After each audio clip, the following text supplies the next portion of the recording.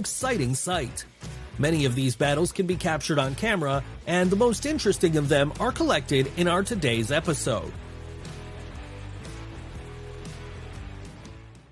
This will be remembered for a lifetime by the seagull, who so persistently and for a long time tried to take the fish right out of the pelican's mouth and was punished for that.